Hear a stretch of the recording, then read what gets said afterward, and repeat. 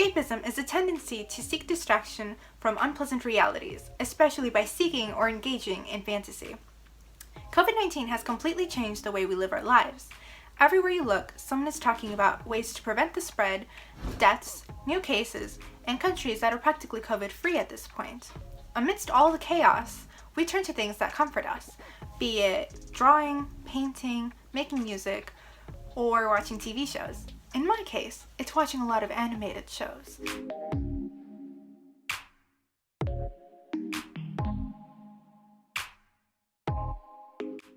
Animation is a creative outlet that can tell stories in a way live action never could. Creators are constantly looking for new ways to make their characters appealing and relatable to a diverse audience. We'll be talking about how art is exclusive to humans, queer and racial representation in animation, and how cartoons and animation can portray someone's culture and decade it was made in. You may have come across a post on Twitter about ravens leaving behind an artful gift for people who have fed them in the past. I looked it up, and Psychology Today says that ravens are probably conditioned to leave these gifts because they see that the more gifts they leave behind, the more food the humans give them. Animals have a few reasons as to why they can look artistically beautiful: to attract a mate, to blend into their environment, or to ward off predators and tell them that they're poisonous. Luckily, humans don't have to worry about those things. So then, why do we make art? Honestly, no one really knows exactly why, other than humans can make it whenever they want, however they want. Take in the case of Piero Manzoni, an artist who made a can that's labeled artist shit.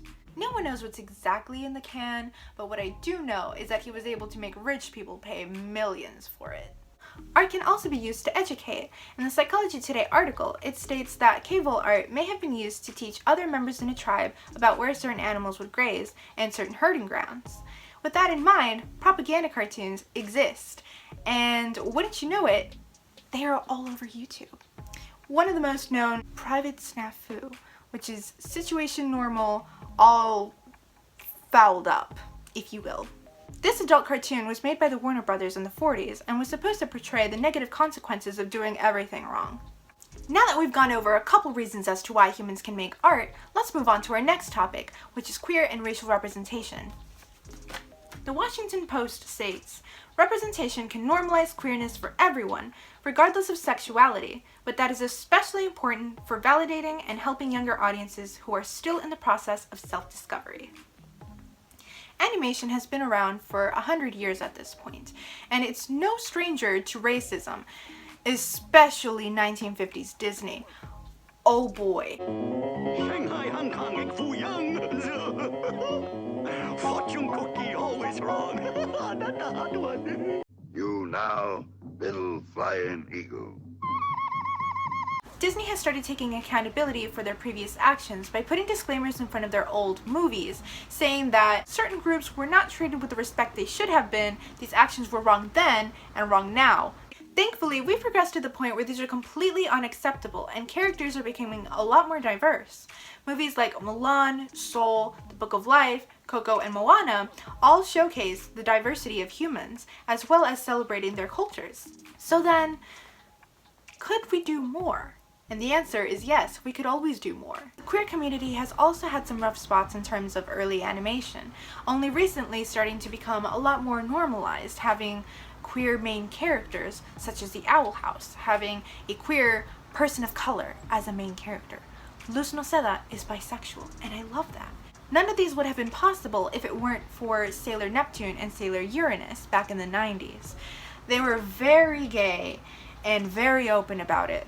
However, America in the 90s was not so open about it, and so they decided to make them cousins and change their names from Japanese names to American names, but that is a whole other thing. Besides Sailor Neptune and Sailor Uranus, we also got Korra and Asami back in 2014.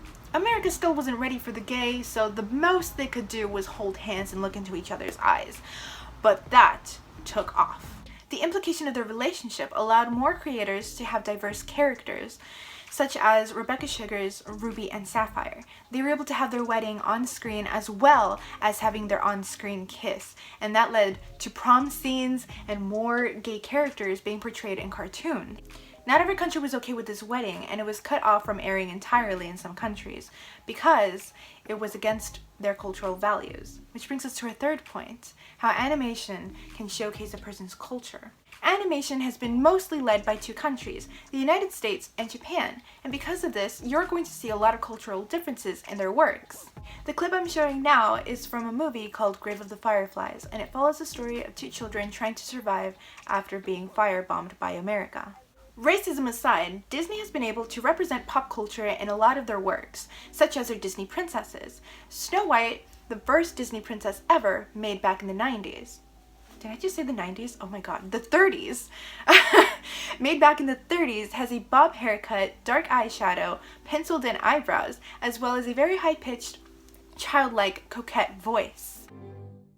And all because I was afraid. I'm so ashamed of the fuss I've made.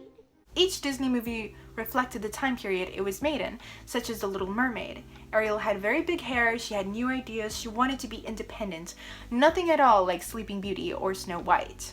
Let's not forget our iconic Goofy movie. Oh, Dad, you ruined it. Sorry about that.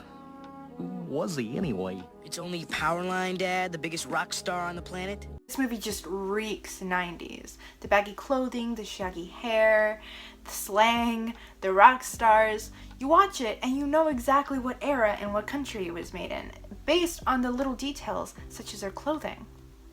Because of this, it's very important that creators can show a lot more different types of people, and that white people aren't necessarily the default.